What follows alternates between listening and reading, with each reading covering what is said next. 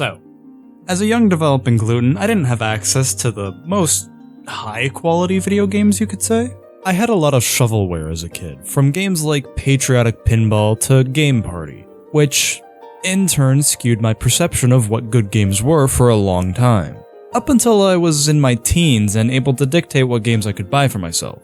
This isn't to say I didn't have some fantastic games as a kid, like Super Monkey Ball, Paper Mario, and Super Mario Galaxy. However, one game series that I could never really discern whether or not it was shovelware was the niche ocean exploration game, Endless Ocean, for the Nintendo Wii. From an initial look, it's got a very basic gameplay loop with a heavy reliance on licensed music, and a lower price tag at the time of release really made it seem like it was shovelware. But, I don't know, it's just that it's got a level of quality and clear love for its subject matter that you just don't get with other shovelware titles released on the Wii. Interestingly though, Endless Ocean wasn't the beginning of this niche little fish game. Endless Ocean was developed by a small company named Arika, not to be confused with Akira, which is what I read it as until exactly this year. Arika was mostly known within the industry for being a collaborative developer, usually being brought on to bigger projects to help with development. They even did it recently with Tekken 8, Chocobo GP, and the Arcade 99 series on the Nintendo Switch. Anyways, for most of the 2000s, Arika had been developing for the PS2 almost exclusively, both helping in development on some Capcom releases, but also developing some licensed products of their own. But one short-lived series they made for the PS2 is awfully familiar in hindsight: Everblue. Everblue is a very rudimentary ocean adventure game, based on discovering fish and salvaging treasures. It received average reviews, praising the zen-like feeling of exploring underwater, along with nice graphics and radically unique gameplay for its time. Ever since, it became regarded as a cult classic game, as it never really hit the popular stride in the same way that other games did. You don't see Everblue showing up in an underrated PS2 games video, but if you look online, you can very easily find people fondly reminiscing on playing Everblue as kids. The same can be applied to its follow-up, Everblue 2. In 2002, Arika had released Everblue 2, which further expanded the ideas presented in the original game, including new, interesting dive locations, more treasures, fish, and even some more above-sea land exploration. Everblue 2 also provided a more engaging storyline, having the player engage in a little treasure hunt against a rivaling salvage group, the treasure turning out to be a powerful relic that causes the ocean to become violent if it's removed from its resting place. Everblue 2 reviewed more favorably than its predecessor, with reviewers praising the overall improvements to the formula from the original game. But despite the raving reviews, Arika would not make another ocean exploration game until they began to work with Nintendo and developing for the Wii. Endless Ocean, named Forever Blue in Japan and the spiritual sequel to Everblue, was released in early 2007, and it took everything Arika had learned while making the two previous Everblue installments, while changing and improving the aspects most often criticized. Instead of being a first-person game, they pulled the camera back to make it a third-person experience, which comes with its own set of problems, but overall feels like a beneficial choice for the control scheme presented in Endless Ocean. Endless Ocean would also expand on the locations presented in the Everblue series.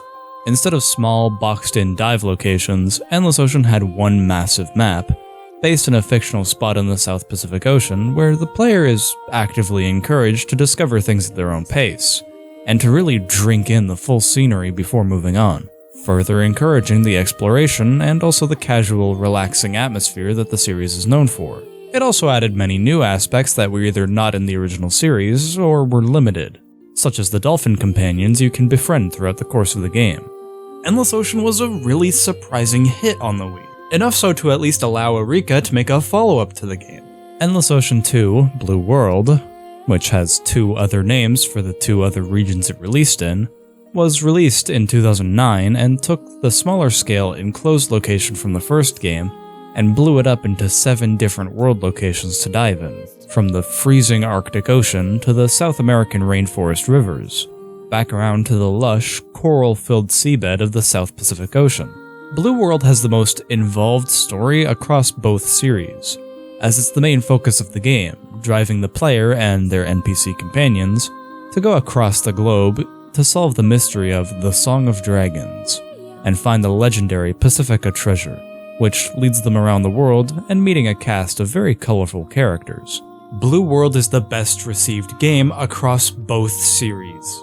People really resonated with this game, either because of the lovable characters or the vast exploration, not to mention the beautiful soundtrack. But despite the glowing praise it received, Endless Ocean 2 would be the last in the franchise for quite a while. Up until 2024, 15 years after the original release of Endless Ocean 2. In the 2024 Nintendo Direct, Endless Ocean fans finally got what they have been clamoring for, a brand new installment in their beloved fish game.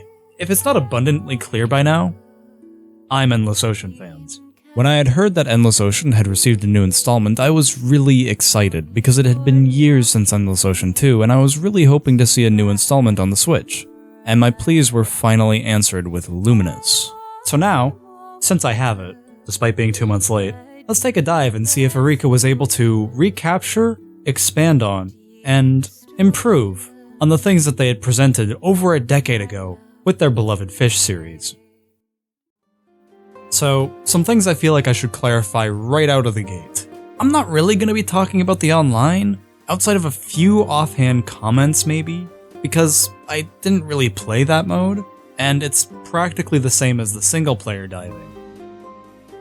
Right off the bat, I think the free dive mode is very good for what it's worth. The controls have been streamlined for a more traditional control scheme comparatively to the motion controls used in the original two Endless Ocean games. But I will say it's kinda strange to me that they didn't allow motion controls in this new installment, even just as a gameplay option. But I will say it's very strange to me that they didn't bring back the motion control scheme from the original games, even as just a gameplay option. Either way, the location design is just beautiful.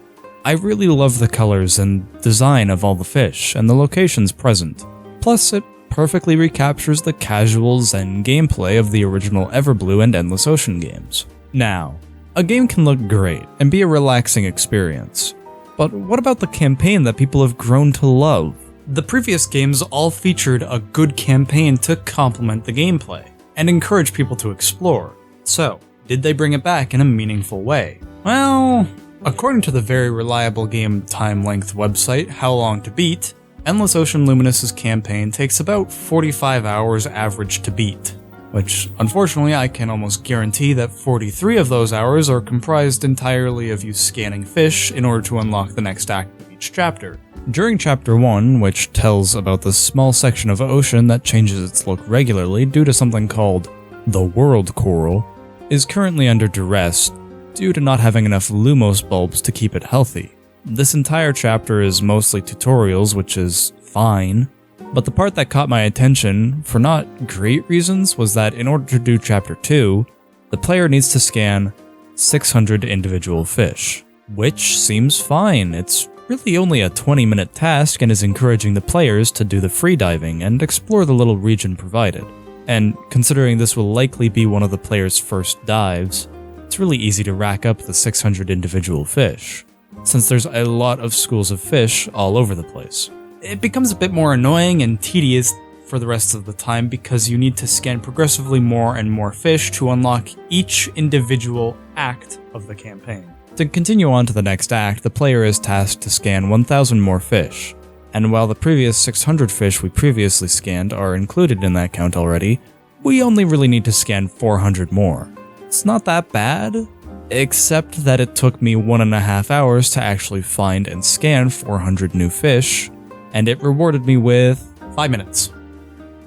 It unlocked me 5 minutes of new gameplay and cutscenes for the campaign. And then it had the audacity to throw me a scan 2,000 more fish to progress.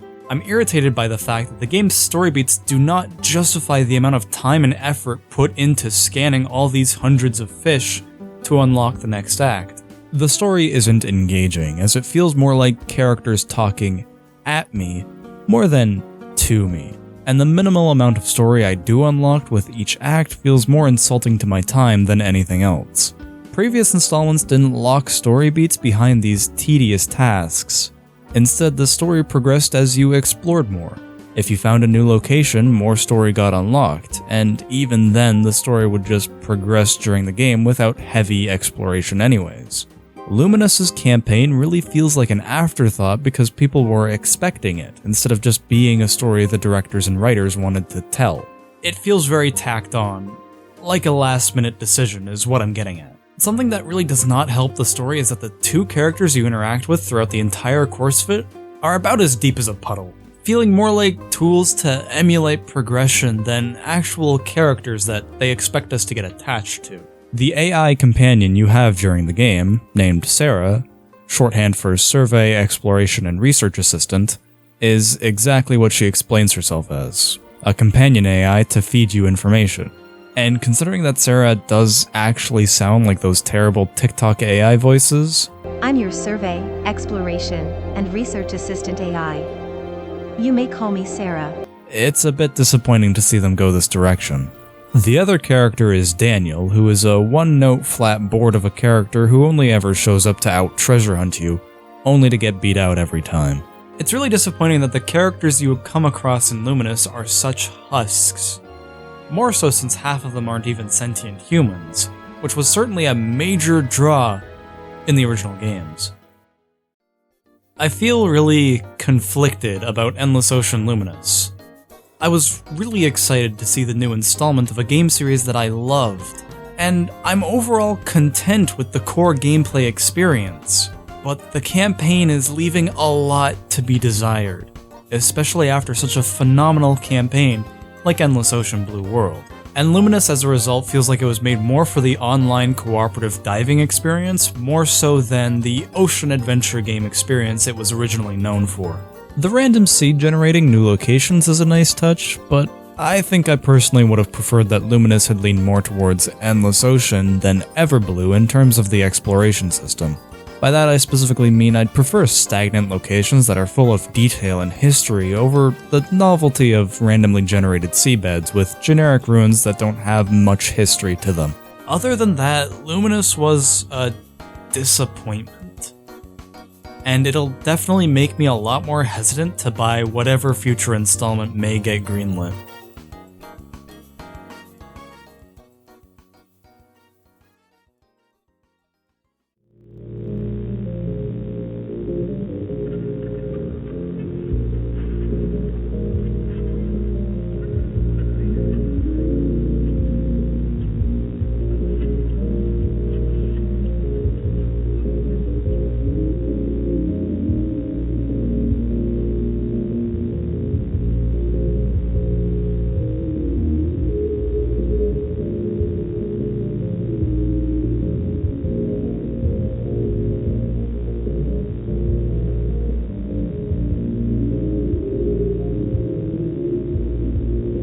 You know what that means?